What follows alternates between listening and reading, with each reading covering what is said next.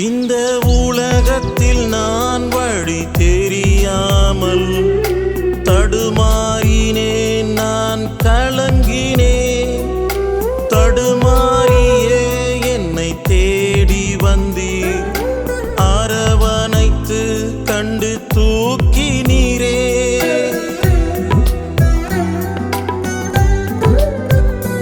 இந்த உலகத்தில் நான் வழி தெரியாமல்